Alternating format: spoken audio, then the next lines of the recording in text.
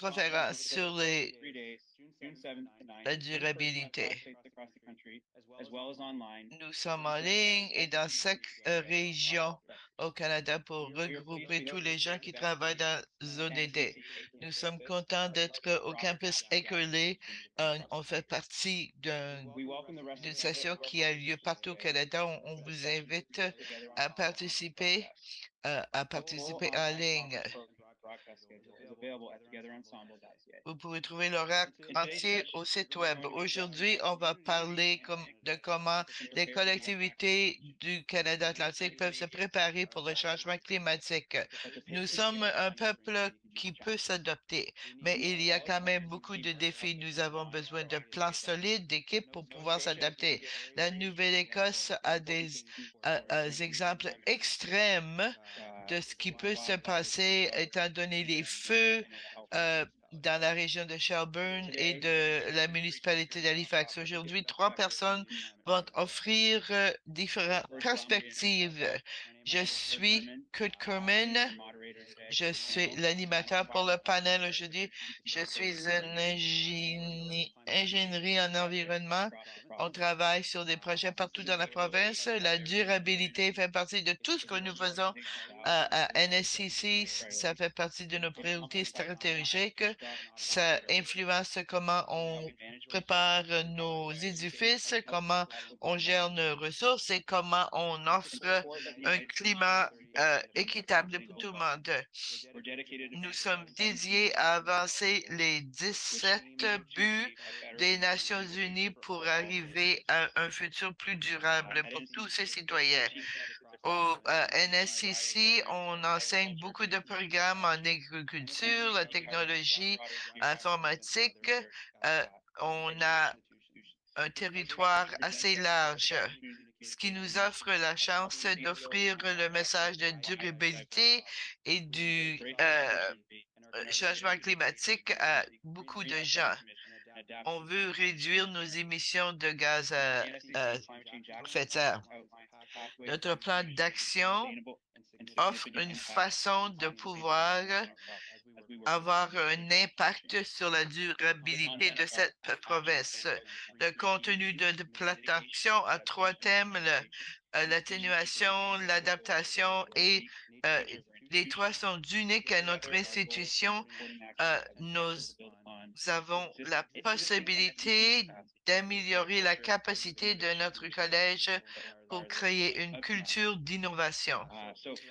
Alors, permettez-moi de présenter nos panélistes. Carla Arsenault, elle est la directrice du campus Marconi. Elle veut construire de meilleures collectivités. Elle a été présidente du partenariat Cabreton. Elle a un bac en relations publiques avec un diplôme en marketing, une maîtrise en administration avec une spécialité à consultation. Elle travaille dans ce domaine. Elle a passé 15 ans dans le secteur corporatif avec Hewlett Packard, a créé des solutions à des défis et avait son propre cabinet de consultation. Elle est directrice de Marine Atlantic. Elle vit à Sydney River avec son mari et ses 3 enfants. Alex Claudel est le spécialiste sur les services climatiques avec des buts partagés avec le ministère provincial de l'Environnement et Clim Atlantique, un réseau en Atlantique. Il appuie les gens de la Nouvelle-Écosse à mieux comprendre l'information sur les changements climatiques. Il y a un bac en sciences de l'Université de Guelph et une maîtrise en changement climatique de l'Université de Waterloo. Il sait faire des prévisions en foresterie et la gestion de territoire des Mi'kmaq de la Nouvelle-Écosse. Monsieur Chappell est le troisième a un bac en sciences environnementales de l'Université de l'île du Prince-Édouard. C'est Madame plutôt. Elle parle de l'environnement naturel. Elle travaille pour le Centre de sources bénévoles à l'île du Prince-Édouard et pour le Conseil en coopération internationale à Halifax. Ses intérêts sont le changement climatique, le travail à faire au niveau social et la façon de raconter l'histoire pour passer le message d'une façon euh, plus facile. Elle a passé 20 ans à l'île du Prince-Édouard, mais pour elle, la région atlantique est son domicile. Alors, j'invite Alex de commencer. L'interprète aurait aimé avoir le texte devant elle. Alors, bonjour tout le monde. Merci pour l'intro et l'invitation de faire partie de la conférence. Je vais parler pour 15 minutes pour donner un contexte pour la discussion que nous allons avoir, à savoir comment on change en Atlantique. On change quand on parle de climat, il faut parler premièrement, c'est quoi le climat? On connaît s'il fait beau ou s'il fait pas beau, si c'est sec, si il a du vent, les changements dans notre atmosphère. Mais quand je parle de climat, je parle à long terme de système climatique de 30 ans. C'est parce qu'on a besoin de regarder assez d'informations pour voir ce qui est normal au point de vue statistique et réaliste et comment comparer à la météo qu'on avait coutume d'avoir. Ce qui est normal, on peut regarder ce qui change, ce qui nous ramène au gaz à effet de serre. La carbone dioxyde, le méthane et l'oxyde de nitrous oxide. La concentration de ces gaz augmente à cause de l'activité humaine. Alors, et ce diagramme qui compare pour 10 000 années, vous voyez, l'écran est petit. Les concentrations étaient stables pendant longtemps, à peu près 250, mais avec beaucoup d'utilisation de pétrole, tout cela a changé. La semaine passée, quand j'ai préparé ceci, on était rendu à plus de 400. Il n'y a aucune indication qu'il y a de ralentissement. Notre climat ne changera pas jusqu'à ce que les gaz d'effet de serre diminuent. Alors, c'est parce que ces gaz demeurent longtemps dans l'atmosphère. Ces gaz prennent des dizaines d'années, parfois des centaines d'années avant qu'ils puissent disparaître. On doit reconnaître que nous avons à vivre des conséquences de tout cela pour des générations à venir. Alors, si on prend de telles informations et on regarde le futur, on peut comprendre de quoi aura l'air notre climat dans le futur. On le fait en se servant d'un modèle complexe qui simule les caractéristiques de nos systèmes, les interactions et comprendre comment ça fonctionne et comment ça répond aux stresseurs, tels que les gaz à effet de serre. Quand on parle de comment comprendre le futur, il faut reconnaître qu'il y a beaucoup d'incertitudes parce qu'on ne sait pas ce que nous faisons comme humains, on nous ferons comme humains. Alors, dans cette science, on explore les différents scénarios qui pourraient représenter les conséquences des différents choix que nous pouvons prendre. Alors ici, c'est les températures à partir de 1950 à 2021. C'est pour vous expliquer le scénario. Il y a des options qu'on utilise au moment des émissions en rouge qui reflètent le trajectoire sur lequel on se trouve. Et même quand on est optimistique en bleu, avec des conditions très optimistiques, ça représente encore des changements importants. Nos décisions aujourd'hui ont un impact sur ce que le futur aura l'air, mais pour les prochaines décennies, il y a une consistance et ça parce que notre système climatique s'ajuste aux gaz qui sont déjà là. On a une meilleure compréhension de d'où on s'en va.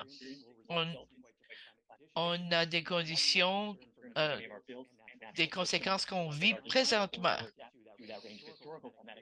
Alors, on regarde au système historique et on compare. Espérons que ça a été utile comme les concepts de fond pour parler du climat en Atlantique et comment ça change. Ce qu'on peut dire pour les 4 provinces, il y a 5 tendances dont on discute. On va en parler avec un peu d'information. Il y a un réchauffement, la précipitation change, plus de tempêtes intenses et fréquentes. Oh, il va trop vite. Alors, il y a un réchauffement. Vous voyez les données pour les 4 provinces. Nouveau-Brunswick, Nouvelle-Écosse, Prince-Édouard et Terre-Neuve dans 4 époques. Une moyenne entre 76 et 2005, ça démontre de quoi avait l'air notre climat. Et puis, nous avons le futur proche, de 2021 à 2050, malgré nos choix, voici les changements pour lesquels on doit se préparer. Et à droite, une année typique avec beaucoup d'émissions, ce qui pourrait, c'est là où on pourrait se rendre si on n'a pas des réductions importantes. On peut éviter ceci, mais il est important de planifier pour le faire. Alors, qu'est-ce que ça veut dire pour nous? Si on prend la température moyenne dans une journée typique, si on regarde historiquement et où on va se rendre, on va une augmentation de 2 degrés Celsius et ceci pourrait se rendre à 4 degrés Celsius. C'est important.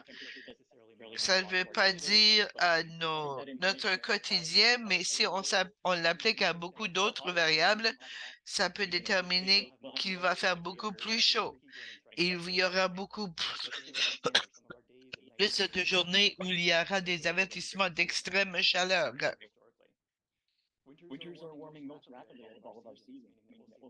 On verra moins de gros froid, mais et moins de gelée. Par exemple, il y a de moins en moins de neige l'hiver. Ceci augmente le risque des événements de chaleur qui a des implications pour la santé publique, la récréation extérieure et nos infrastructures, la transportation, le transport et, par exemple, l'électricité, les feux et les sécheresses, même si les précipitations demeurent les mêmes, la sécheresse peut arriver et ce qui mène à des feux tels qu'on a vécu récemment. Et puis, on parle des changements climatiques, des précipitations.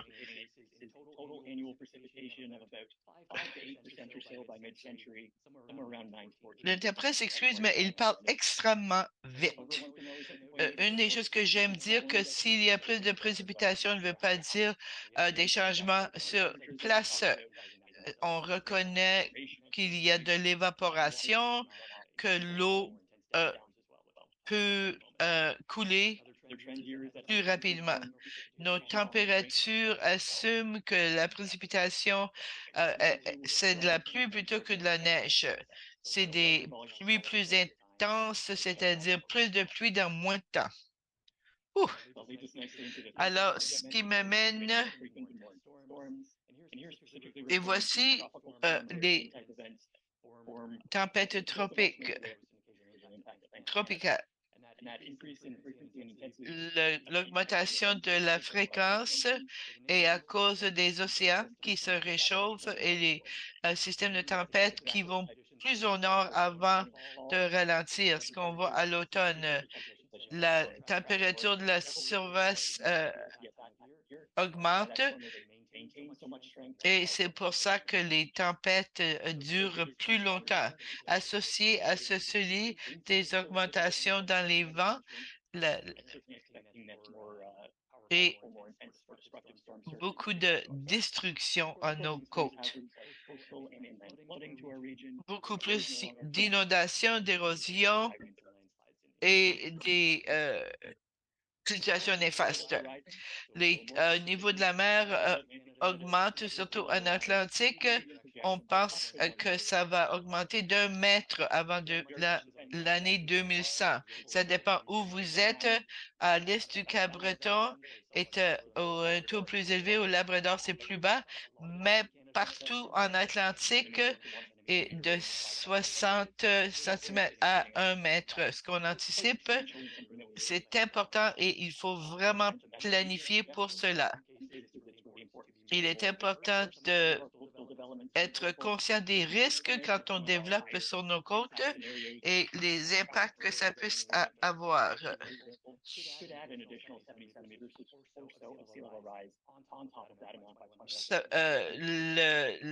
La glace de l'Antarctique aussi peut contribuer à ces changements.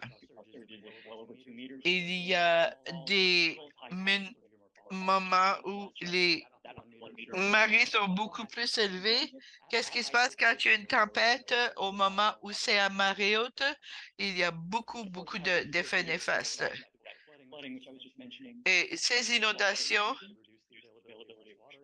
font en sorte que l'eau salée se mêle à notre eau fraîche qui peut influencer notre eau potable, les marais, les marécages peuvent aussi être nuits par tout cela. Et en fait, nos océans changent.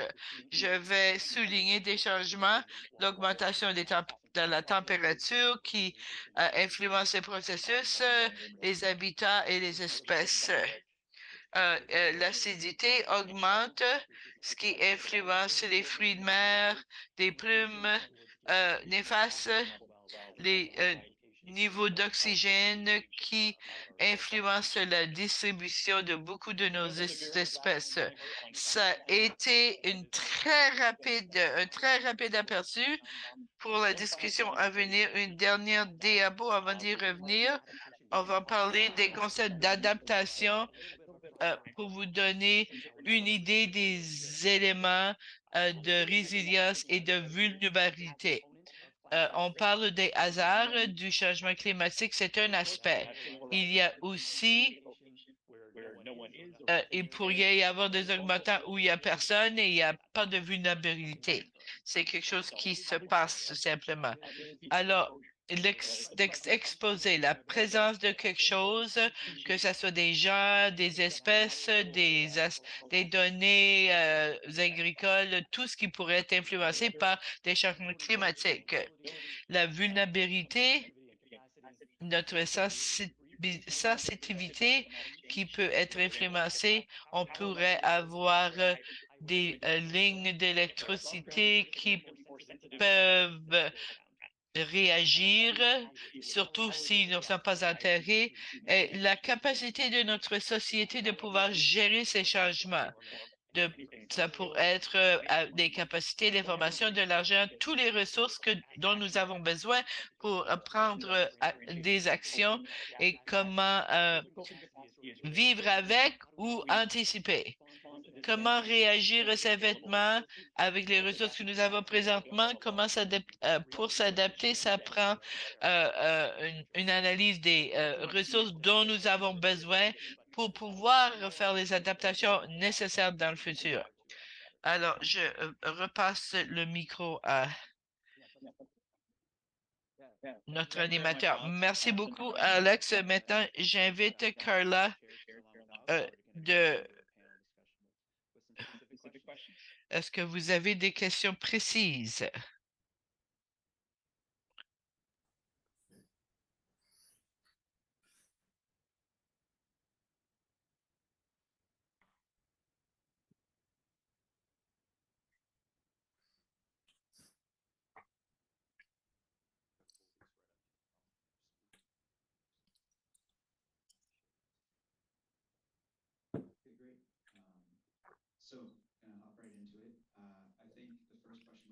Je pense que la première question qu'on va demander, c'est le choix.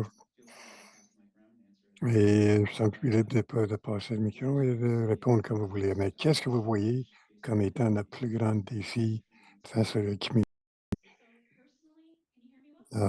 On m'entend? Non, on n'entend pas bien. Premièrement, je pense que ça arrive à deux caractères prioritaires, des ressources et le travail. Quand on parle de ressources, et je veux dire vraiment de le descendre à la chose la plus petit possible, que ça veut dire de prendre tout et le ventiler d'une façon au niveau économique. Et l'économique, ils n'ont pas résolu le problème qui est du changement climatique, mais par une des ressources. Alors, on a très peu de ressources quand Canada comparé à une bonne partie du balance du Canada, par rapport le territoire comme de raison. Ah beh, ouais, finalement, on peut avoir des ressources, quoi dire, que plusieurs dans le monde, mais c'est évident que question avec des feux de forêt, avec la COVID-19, qu'on a très peu de ressources. Et non, je ne parle pas seulement des ressources très spécifiques pour traiter des situations techniques, mais en général. On n'a pas beaucoup de monde avec des capacités en bonne variété. On n'a pas beaucoup de capacités pour les différents enjeux sociaux. Comme on a mentionné, comme Île-de-Prince-Édouard, je peux nommer une centre pour les femmes principalement, puis qui est très important pour le changement climatique parce que les femmes, pendant et après, sont plus portées à être victimes de violences de leur partenaire ou d'un étranger. Et on fait des recherches là-dessus. Je pense que ça va toucher les peuples autochtones, les peuples de couleur aussi, qui sont souvent des victimes de violences. Alors, donc, les ressources sont, malheureusement, ils ne sont pas là. Et quand on a plus de problèmes, les ressources vont être plus importants. Alors, si vous voulez prendre un arbre comme un Afghanistan versus, si on veut que ce soit vert, ou qu'on veut avoir quelque chose qui veut enlever le carbone, le Fiona et beaucoup de, euh, le feu a enlevé beaucoup de ces ressources-là. Il faut maintenant traiter ça. Il n'y a pas beaucoup d'argent dans la région ou beaucoup de monde habilité pour remplacer ces ressources. Comme vous savez, il y a des gens qui sont venus de l'extérieur de province pour aider avec les feux de forêt et qui travaillent dans plusieurs emplacements présentement. C'est le genre d'affaires qu'on a pour notre capacité de ressources. Pour la Fiona, l'île de Prince-Édouard, 90 ils ont perdu le peu d'électricité pendant 3 semaines. Après, au fur et à mesure à l'Ontario, il fallait un monde d'Ontario qui, nous a aidés à reprendre le pouvoir. Encore une fois, pendant 3 semaines, c'est une perte énorme. Encore une fois, on a besoin d'une bonne base de ressources pour pouvoir récupérer nos capacités pour les changements futurs. Pensez encore, je parle d'économie, mais quand on parle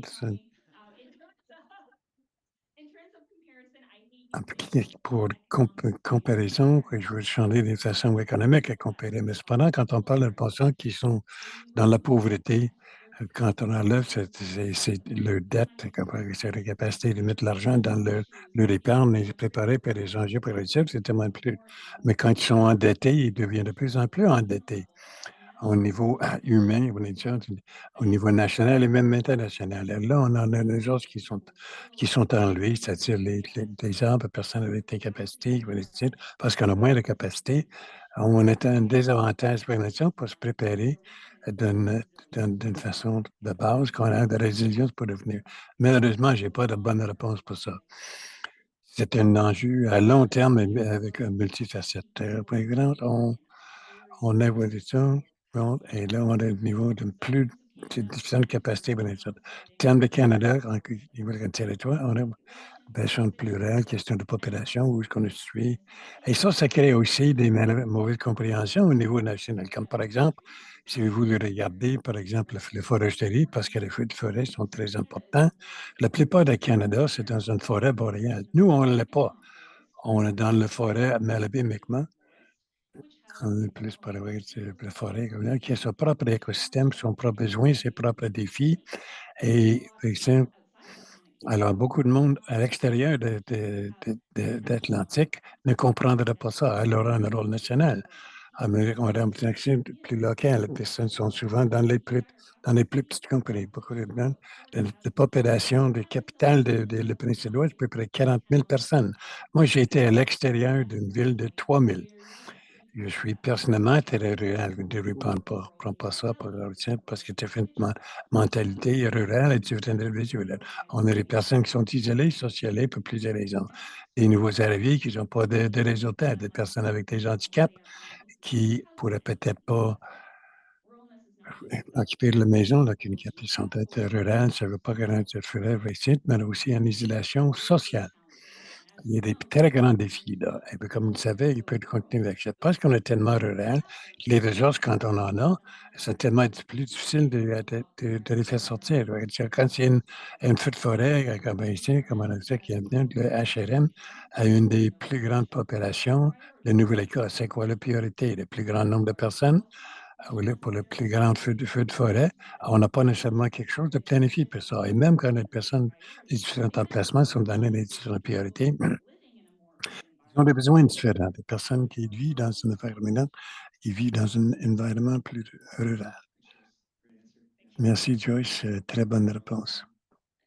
Sure. I think, I think one of the other pieces to this would Je be pense qu'une des understanding choses avec ça, the qu'aller jusqu'à récemment, responsibility that ça a other toujours people été quelque chose face comme d'autres where quelqu'un d'autre s'en occupe. um, Des feux, des inondations et des désastres naturels, c'est des choses qui arrivaient ailleurs, dans d'autres they have pays et dans d'autres parties de notre pays, mais skills pas and ici. located Jusqu'à temps que professionals qu'ils réussissent with un peu Hurricane de temps, Fiona comme, and Fiona et les feux almost de like forêt we are now faced with this reality of seulement, oh, if nous this font face à la réalité que, ah oui, ça peut arriver ici aussi et je pense que c'est quelque chose material and a physical level with in au terms of niveau, matériel et physique en termes de comme tu as mentionné, l'important de l'infrastructure et les appuis que nous avons, in the mais most aussi, au niveau, émotionnel pour les Canadiens atlantiques. Et ça a toujours été le désastre de quelqu'un d'autre. Et maintenant, il faut que nous, on reconnaissons que comme communauté, que d'autres régions, it's now our responsibility. c'est maintenant notre problème aussi. Yeah, Alex? Sure. I mean, you've heard me talk about at length about Vous hazards. avez entendu après ça des hasards, par exemple, je parlais de I point. think one other Je interesting pense que strand of this from a un côté intéressant quand on parle de yeah, vulnérabilité, c'est juste réimaginer ce que l'avenir va avoir l'air et qui le fait qu'on n'est pas habitué à savoir qu'est-ce que ça veut dire. yeah, Souvent, in our technology. l'idée technocratique, en fait, que l'avenir, c'est juste une version électrifiée d'aujourd'hui. So some B other value systems Alors, that peu importe le système de valeurs qu'on a, de quoi on a pris, on va dire c'est un équilibre qui est un système de l'organisation. C'est comme des défis qu'on n'a pas habitué à penser. C'est vraiment important, on va dire, d'essayer d'identifier. Thank you. Non. Yeah, great responses. Merci, bon, des très bonnes réponses, Joyce. Votre commentaire sur l'économie et toute la nature économique a vraiment euh, résonné sur moi. Quand on fait face à des événements, que ce soit un feu ou une tempête à neige, un ouragan, vous manquez de pouvoir. Est-ce que vous pouvez vous payer une génératrice? Est-ce que vous pouvez vous payer une véhicule, Fiat? Right. Si vous avez un véhicule, Are you physically able to shovel yourself out, right? est-ce que vous pouvez, sortir vous-même de la neige? Ça vient tout le temps une solution monétaire de ces problèmes, parce qu'il y a beaucoup de communautés. Just moving on to the next part, Juste à which passer une talks a little bit partie, about si on parlait un peu de façon dont on peut aider les communautés à s'adapter. Je vais arriver avec le concept de capacité, de la capacité de s'arranger, je pense, à médias d'une communauté, qu'on fasse à une communauté. Évidemment que c'est une question présentement à Nouvelle-Écosse qui se passe à Wellington, sur qu'est-ce qui est arrivé à la nature la semaine passée. what's the kind of thinking capacity? How C'est quickly le can we genre de capacité d'arranger. Comment on peut aider à chercher des réponses dans la communauté pour avoir cet appui-là. Alors, qu'est-ce qu'on voit comme certains des grands défis là et qu'est-ce qu'on peut, coping with it? pensez-vous, pour faire les meilleures capacités de If that's all right. s'arranger avec? Sure. And as we just said, Nova Scotia Et is comme on vient de very dire, Nouvelle-Écosse, ils ont traversé beaucoup, Northwood Community College les Canadiens aussi, le is collège de communauté de médecins de la campus 13 campus électrique le plus européen, ce qui nous donne une capacité énorme de pouvoir être là pour les communautés d'une façon qu'on n'a probablement pas été auparavant. Et j'ai eu des conversations plus tôt avec d'autres concernant la façon que les communautés évoluent et la nature des communautés. Quand on pense des institutions, il y a 4 ans, qui géraient les communautés, et c'était le club de service. Il y avait la Légion, des églises, des centres communautaires. Avec le démographique vieillissant et le déclin de population dans les dimensions de région, nos communautés sont très différentes. Alors, il y a un rôle pour les institutions secondaires en particulier de vraiment prendre le devant et faire partie de la solution. Alors, je pense que c'est une question de mettre la communauté dans le collège communautaire et de vraiment prendre soin de cet espace-là. Je pense que n'importe quel collège ou université, les postes secondaires en particulier, peut avoir une aide de plusieurs façons. Évidemment, l'éducation et la formation elle-même, c'est une grande chose, que ce soit les programmes qu'on offre, les programmes d'éducation communautaire, de recherche. Oui, il y a aussi d'autres parties aussi, je pense que notre rôle comme organisateur communautaire, notre but comme répondant dans les urgences, et je vais vous donner quelques exemples spécifiques qui ont eu lieu depuis les 10 derniers mois. La semaine passée, avec les feux dans le comté de Shelburne, l'un de nos campus, le campus de Shelburne a été évacué, mais le campus d'Arden a pu devenir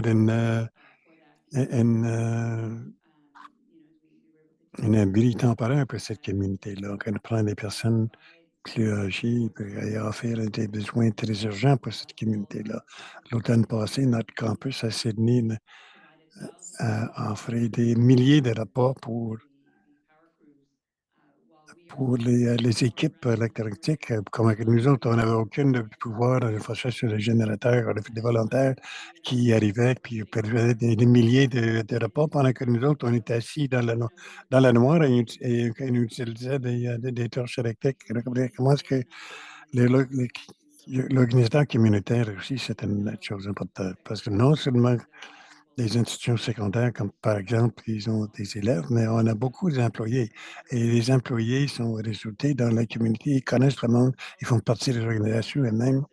Ils sont vraiment des ambassadeurs pour l'institution, dans l'institution dans laquelle ils travaillent. Alors, on a une question de mobiliser des personnes de façon très vite. Et on va vraiment utiliser ça à notre avantage. C'est important dans les temps de crise, que le monde se met ensemble et que vraiment construire des relations pour d'autres moyens. Ouais, un exemple en particulier, notre campus se fait déménage de Wellington, sur la rue Grand Lake, un peu à l'extérieur de la ville, un campus sur le bord de l'eau en ville, là, où ce qu'on va déménager la semaine passée. Et pour faire ça, il y a beaucoup de travail avec communautaire avec eux. Je pense que c'est un cadeau pour nous et à notre collège afin d'avoir ou de prendre l'occasion de bâtir des relations dans la communauté dans laquelle on se retrouve. De façon que la prochaine crise arrive, on a des relations déjà établies. Le monde sait comment ils peuvent se payer sur nous et comment on peut les appuyer, comment on peut être des centres de communautaires et travailler avec l'industrie, comment on peut utiliser notre recherche, la capacité de recherche appliquée, etc. Il y a tellement de façons qu'on peut faire ça. Et je pense que ah, juste le capital humain, c'est les ressources et les personnes au sein de les institutions, encore plus que les structures physiques elles-mêmes. Oui, je ne pourrais pas être. Oui, je suis entièrement d'accord. C'est différer le différentes autres perspectives. Quand je pense qu'à l'adoption de la capacité de COVID, oui, j'ai une apparence. OK, comment on peut s'assurer que nos saisissements de région, est-ce qu'on a du pouvoir électrique? Est-ce qu'on a des pompe de chaleur pour éviter le besoin de chaleur, est-ce qu'on a une ventilation adéquate? Certains de nos campus, c'est vrai, on a été On a fermé les systèmes de ventilation pour ralentir le système, par exemple, pour garder notre pompe de chaleur, pour que le monde puisse être confortable, mais il ne fallait pas nécessairement respirer la poussière qui arrivait des feux. Alors, comme médicament, on peut se former une région de façon qu'on peut faire l'organisation à appeler pour répondre dans les émissions. Et on est prêt à ça. Et là, pour parler des réponses communautaires plus larges, comment on peut aider nos communautés à organiser les réponses d'urgence de façon que tout le monde connaisse le rôle dans les politiques communautaires et le rôle qu'il va jouer surtout. Just want to talk a little bit also about Bon, je veux parler aussi un peu de capacité d'adaptif. Alors, les capacités, comme c'est la façon comment on peut dealer avec la menace immédiate, c'est-à-dire comment on peut voir la transition, par exemple, les questions que être commencées dans sa présentation, qui va être plus sévère et augmenter dans les années qui s'en viennent. C'est question d'une planification à plus long terme. Alors, je veux parler un peu plus de ça.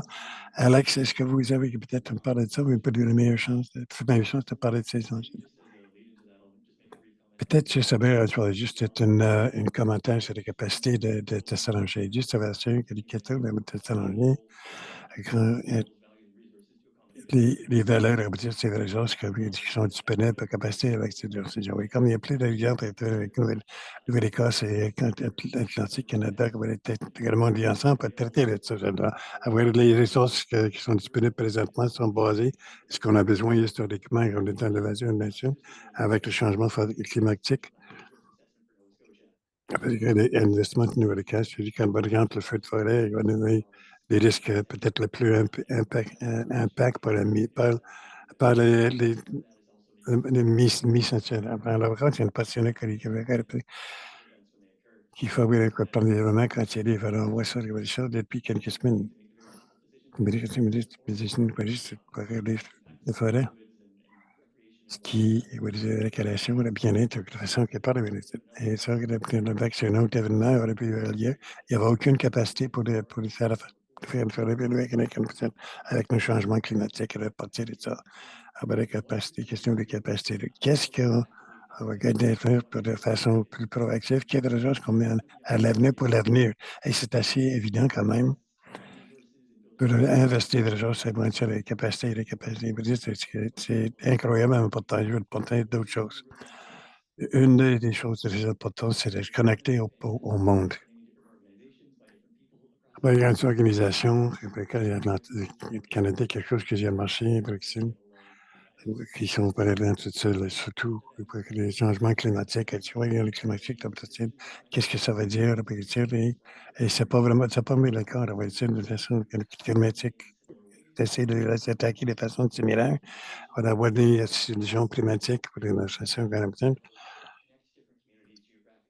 C'est une communauté, la façon que ça peut avoir de la meilleure place qu'on pourrait être avec ça. Et on peut construire des réseaux et développer des organisations qui peut être efficace, par exemple, pour les organisations. Bon, je vais le laisser à ça. Non seulement que le son est pourri, mais lui, il parle très vite. J'ai manqué beaucoup. Excusez-moi. Une chose que je crois qu'il y aurait peut-être, qu'il arrive peut-être une façon de ces systèmes plus, il y en a une capacité adaptive.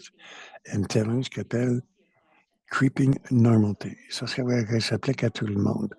Quand on parle de certaines de nos personnes plus aînées, il faut nous dire comment les hivers, ils ont beaucoup tellement plus de neige et comme ça dure plus longtemps. Mais maintenant, le monde s'habitue lentement mais sûrement au changement climatique. C'est un peu comme les grenouilles qui bouillent dans l'eau. Et si tout le monde changeait dans ce nez, on serait tous mais si les choses changent vite, lentement, on pensait que ça serait peut-être toujours comme ça. Et comme optimiste, moi, je ne pense pas que le fait que nous ne travaillons pas aussi vite que nous devrons afin de préparer comme une communauté, de préparer nos provinces, c'est une banque de volonté. C'était question de creeping normalcy. Oui, comme je socialement et individuellement, naturellement, c'est très, très lentement. Alors, on a des politiques très, très vieux et puis je réponds aujourd'hui, c'est que pense même en arrière de ce que nous comprenons aujourd'hui. Comme par exemple, avec le gain on a 90% de l'île de Prince-Édouard a perdu qu'est-ce que les personnes qui ont fait l'évaluation de retenue, il y avait capacité adaptive parce que Summerside et Miss Penalty, beaucoup, c'est vrai, une part où ils ont pris l'initiative il y a longtemps que nous sommes en parité pour eux par Maritime Electric. Mais après COVID-19, j'étais assez certain que s'il y avait un changement qui s'en venait, que le gouvernement de la Prince-Édouard serait préparé à faire avec quand ça devenait à Fiona. Et je suis très content d'avoir qu'il ne l'était pas, que j'avais vécu une expérience aussi. Je suis sûr que le monde à travers le Canada et même internationalement, qui on est encore penser les choses deviennent de plus en pire. Et c'est pas encore. Et que il faut répondre de façon intime. Ici, parce que c'est pas que c'est le moyen, c'est pas la norme qu'on peut qu'on planifie pour l'avenir. Merci. Yes.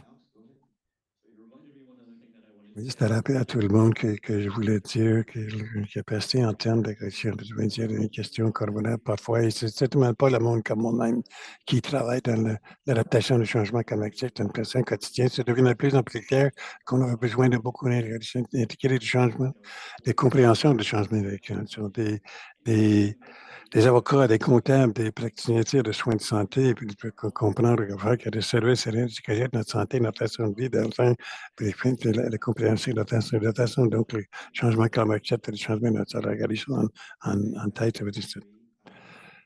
Ouais, je suis d'accord, quand on parle des besoins d'identifier de l'adaptation, après, c'est un lien avec les capacités de développement de force de travail, mais je pense qu'il y a aussi beaucoup d'éducation, juste les concepts de base de qu'est-ce que ça veut dire, changement climatique veut dire, l'éducation aujourd'hui, l'adaptation adaptive, comme c'est de faire affaire avec, les capacités, il y a des personnes dans la salle vont amener la communauté, puis s'assurer quels sont les enjeux et comment on peut les adresser, parce qu'il y a encore beaucoup de ce travail-là qui doit être fait. Prochain sujet qu'on voulait toucher, c'est que l'une des agendas clés dans le but de développement durable pour 2025, c'est de s'assurer les capacités résistantes. En particulier, ils vont être un impact plus fort sur le changement climatique. Alors, comment on va considérer ça quand on parle de changement climatique et revenir peut-être à Joyce pour commencer. Une chose que je pense qu'il faut qu'on se souvienne tout le monde, c'est que les personnes, c'est les experts de leur propre vie. Si vous voulez savoir comment s'assurer que personne n'est laissé en arrière, il faut aller au public. On ne peut pas avoir nécessairement des normes standards pour regarder il faut regarder spécifiquement les différences entre les personnes qui vivent en rural, les personnes de différents genres, les personnes avec handicapés. Tout ça, c'est important. Alors, les personnes, c'est les experts de leur propre vie. Que nous, comme cherchistes et planificateurs, c'est d'accumuler toutes ces données-là. Que même si le monde savent comment ils vivent le quotidien, il faut garder quelque chose de plus large. Ce n'est pas la responsabilité d'un individu de regarder plus large que ça. Mais sans aller les voir, sans comprendre le quotidien d'une personne, ce qui est très important quand on parle de résilience, parce que plus on connaît des choses normales pour une personne de bonne nature, plus ils sont adaptés comme individus, mieux c'est pour tout le monde. Avec une nation qu'on sache, qu'on les inclut dans notre planification de résilience. Ça prend beaucoup de diversité, ça prend beaucoup de temps, mais c'est la seule façon que ça peut marcher. Cependant, oui, c'est une approche, c'est pas nécessairement la meilleure approche non plus. Je sais que ça a de la contradiction. On sait qu'il y a des approches de haut vers le bas, oui, je vais dire, comme par exemple, bon, après, elles sont encore très, très choqués après le taxe charbon fédéral. Parce que le monde, peut-être, c'était pas introduit à l'alimentation. Regardez, comme Britannique, il y avait une taxe sur le carbone bien avant que celui, comme ça n'a carrément été à Madrid. Et, par exemple, Colombie-Britannique qui use de l'argent pour le taxe de carbone en fin de l'année. Est-ce que le monde serait plus content s'il savait dans la province que le taxe sur le carbone le revenait ou que ce serait peut-être investi dans différents services? Et, par exemple, la transportation publique, on aurait comme, OK, il faut payer plus d'argent. Et il va y avoir un moment où est-ce qu'il va y avoir, qu'on comprenne que les différents individus qu'il faut s'assurer qu'on va donner à nos communautés, que le monde soit assez oui, parce que l'approche, comme j'ai dit, de bas vers le haut, c'est pas toujours la mesure. Pourquoi le bas vers le haut, c'est pas toujours réussite? Parce que c'est encore une histoire individu. Qu'est-ce que ça veut dire? Qu'est-ce qui est mieux pour moi, pour ma famille? C'est peut-être pas bon pour ma communauté. Ce qui est meilleur pour ma communauté, serait peut-être pas ce qui est mieux pour tout le monde en général. Oui, quand ça a un impact négatif sur l'individu, les communautés et les provinces autour de nous. Il faut travailler des deux côtés, dans le fond. Où est-ce qu'on a les approches communautaires, où est-ce qu'on voit aux individus et les communautés individuelles. Vous comprenez de très intense qu'est-ce que leur vie quotidienne a de l'air, qu'est-ce que leurs besoins individuels et quelles sont leurs priorités, tout en s'assurant qu'il y a des mondes en place qui travaillent ensemble. Comme actuellement, chez nous, n'affecte pas nécessairement l'autre communauté. Parce que notre province ne touche pas une autre province. Quelqu'un Canada fait qu'il ne fait pas nécessairement négativement ce que les États-Unis essaient de faire. C'est tout très, très important. L'autre chose, c'est la responsabilité. Il faut être très clair qui est-ce qui a la responsabilité, quel aspect d'adaptation, différentes parties de résilience climatique avec qui. C'est très important quand c'est un gouvernement. Quand on regarde de Fiona et des feux de forêt, et d'essayer de situer après des désastres, qui doit faire quoi? La personne, la moyen, ça ne pas d'habitude.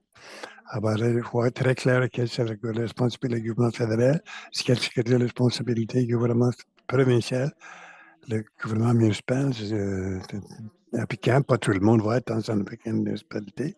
Il faut être très responsable quelles sont leurs capacités individuelles.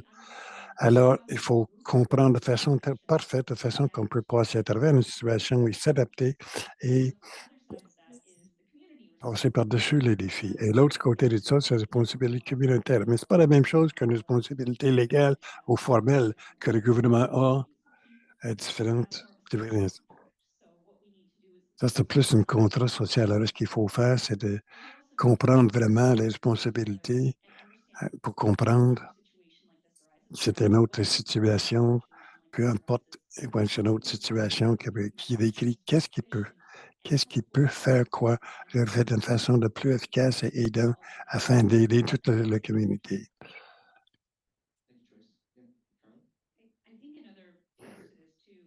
Je pense qu'une autre partie de ça, c'est de s'assurer, je pense que personne ne s'est laissé en arrière.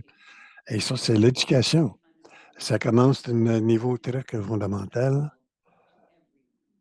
et qui est accessible à tout le monde. Afin de assurer sa vulnérabilité, capacité, que tout le monde a la capacité d'avoir une éducation et de pouvoir mettre en pratique. Et de regarder, comme exemple, quelles sont les barrières qui empêchent le monde d'avoir accès à cette éducation et qui est comme ça dans les institutions. Alors, il faut s'assurer que c'est accessible à tout le monde. Et ça pourrait être n'importe quoi à partir de vos diplômes et aux ateliers de travail dans la communauté. Pour qui concerne le changement climatique, mais tout qui serait accessible à tout le monde, ça, je pense que c'est vraiment une question d'essayer de mettre le niveau de bas. Juste un commentaire vite. C'est ça aussi, c'est juste une question de reconnaître qu'il y a beaucoup de groupes qui sont les plus vulnérables au changement climatique. Souvent, ils ne pensent même pas que c'est pertinent pour eux autres, parce qu'ils ont des pressions quotidiennes basées sur la connectivité, ils sont toujours peut-être plus pressants, plus urbains. Et c'est vraiment à nous qui essayons de faire le travail, c'est vraiment qu'à ajuster le changement climatique à ces pressions, à l'équité dans les enjeux sociaux qui sont beaucoup plus Important pour le Canada. Juste reconnaître qu'est-ce que c'est la résilience. C'est pas juste à garder les lumières ouvertes, mais ça en fait partie, c'est sûr, mais tu me dire, il y a des occasions d'emploi, de donner l'accès, la communauté devrait avoir accès à une meilleure habitation, la connexion avec la terre, et peut-être une impression qui vient des décisions que le ministre de là, c'est ça que la résilience doit avoir de l'air. Moi, c'est simplement je me demande qui vient ensemble et avoir ces discussions dans le communauté. Merci. Merci beaucoup pour vos bonnes réponses à toutes les questions. Je pense qu'il y a des discussions très intéressantes. Il nous manque du temps. Alors, je vous remercie beaucoup pour le temps aujourd'hui. Je veux juste dire merci d'avoir partagé avec le